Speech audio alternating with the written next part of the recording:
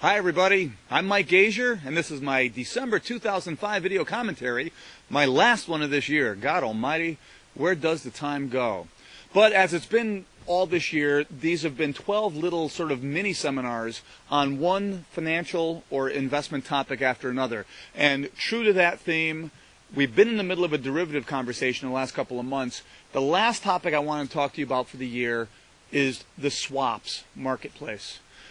I find in the general public there's almost no knowledge or understanding at all about what a swap is, and even when I'm visiting some of my clients, which are often huge financial institutions, not enough people within them know enough. And swaps in the last 15 years have become an enormous marketplace. But let's just go one thing at a time. First, let me set up just a real example of what somebody might use an interest rate swap for. Now, interest rate swaps are by far the most popular kind. There's more interest rate swaps out there than all other kinds of swaps combined, although that's slowly changing. But let me set up the situation this way. Let's make ourselves, for the example, a big U.S. life insurance company. Now, if you didn't know it, your typical U.S. life insurance company views their liabilities as being fixed, which is why they generally tend to like fixed rate assets to match up with those liabilities. So we're sitting there one day, and a broker calls us up. And the broker's got a bond that we might want to look at. $50 million, decent rating. The issuer is an industry we don't mind. We like everything about it. But then the broker tells us it pays LIBOR, the London Interbank Offered Rate, plus 2%, 200 basis points. Well, right till then, we were sort of digging that bond. Sounded good. We liked a lot about it. But with that floating rate on it, there would have been a time when we would have just had to say no. Just, we're not interested. It's not our kind of thing, but not so fast. We'll tell the broker, hang on 1 second, and let's make a phone call to another broker or a bank to discuss with them possibly doing an interest rate swap. And I think it's the first time I'm going to use this word, but I'm going to have to use it right now. We tell them we want an interest rate swap with a notional value of $50 million. Now, that word notional, what I always tell people, so they understand it better, you hear notional, what I want you to remember, fictional. It's a fictitious amount of par, but also notice it's not out of thin air. The $50 million notional perfectly matches the real $50 million of par this bond is offering. Now, we say we want $50 million notional. We tell them we'd like to pay LIBOR semi-annually for the life of this bond, however many years. The broker or bank will do their calculation and come back and say, well, listen, if you'll pay us the LIBOR, we'll pay you, let's say, 5% fixed. That's the essence, by the way, of an interest rate swap. We're swapping a floating rate for a fixed rate. And usually at the outset there, no money's changed hands. That's just a little handshake deal, and the meter goes on. And, you know, whoever, like right now, I think probably 6-month LIBOR is 4-point-something%. Well, clearly, 2 checks aren't going to cross in the mail 6 months from now. They're paying 5. Right now, anyway, we're paying 4 something. So we'll just accrue interest at those 2 rates, and whoever owes more, it's going to be them the first time. They pay us that difference. But let's just get to the heart of the matter. Why'd we do that? Well, think about the combination now. If we buy that bond from that broker, we pick up the phone and say, okay, we'll buy it. So we buy the bond, and now we've done this interest rate swap. Do a little balance sheet in your head.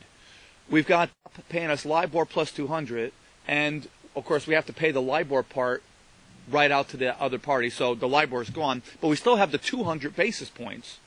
But the counterparty is paying us 5%, 500 basis points. Basically, when it's all said and done, what we're left with, the combination of the bond and the swap, it's like a 7% fixed rate asset. I don't like using the word, but what we really sort of did there was use the interest rate swap to convert that bond with its floating rate basically to a fixed rate. And it would allow us to look at all sorts of investments we maybe never could have looked at prior. Now, and also a very common swap you might encounter is a currency swap, which I think is even easier. I mean, I hope that first example was as easy for you as I expect it to be. But here we are again, big U.S. company, always looking for good investments to make. Broker calls us up. It's got a pretty good-looking Canadian government bond. Well, the bummer is, if we're a U.S. company, we do our business in U.S. dollars. We're not really looking to get any Canadian dollars, but again, not so fast. To make it simple, let's just say that this bond is going to pay us $10 million Canadian semi-annually. Same kind of an idea. We call up a bank, broker, and say, listen, if we were to pay you 10 million Canadian dollars semi-annually, how many US dollars could you give us back? And again, to keep it simple, let's just say, well, if you can do that, then they'll pay us 8 million US. So what we're in essence doing is swapping 10 million Canadian for 8 million US. And we arrange those swaps for every coupon payment period. And even though we're going to be getting Canadian dollar payments, we've completely eliminated the Canadian dollar risk. We know right now how much our return is going to be on this bond in US dollar terms. It would allow us to sit here right now and calculate our return perfectly. So here in the first example, we hedged away interest rate risk we weren't willing to bear. Now we're talking about hedging away currency exposure. Now the fastest growing segment of the marketplace is in credit default products, which if I left it to 60 Minutes or somebody to tell the story, they'd make it sound like aliens left it here, like with the pyramids or some foolishness. Imagine this. Right now, well, you know what's better? Let's go backwards. Remember earlier this year, earlier in 2005, General Motors debt was downgraded. But let's say we were sitting on a bunch of General Motors debt. And right now, these General Motors bonds are paying, to keep it simple, 4% more than a comparable maturity treasury. So if the 5-year treasury note was paying 4, these GM bonds are paying 8. And you're getting that extra 400 basis points for taking on that risk. Now the thing is, we would honestly like to ditch these GM bonds, but the problem is we have a business relationship somehow with GM. How's that going to look? Here we are dumping all our GM bonds, and then expect them to do business with us. So here's maybe what we'll do. There's must be people out there that, think GM's going to be okay. So we offer them, listen, how about on this notional value, which perfectly matches the value of the bonds that we actually own, and we offer them this. We'll just pay you on $100 million notional value. We'll just pay you 400 basis points. I mean, just pay it to you. What we're swapping, though, here is if those GM bonds ever get either defaulted on or get downgraded. Now, the thing is, when we write up the contract, we have to make it vividly clear what the event is that's going to cause the other party to pay us. Now, we're paying them 400 basis points. But let's say we wrote it into the contract that if the bonds get downgraded and the value of them drops 20%, and by the way, that's not subjective. That's in the contract too, where we're going to look to see what the price is. But if that happens, now we've just been paying 400 basis points, which represents the added risk above a riskless treasury. But if those bonds get downgraded and they drop in value 20% and the notional value is $100 million, well, you can do that math too.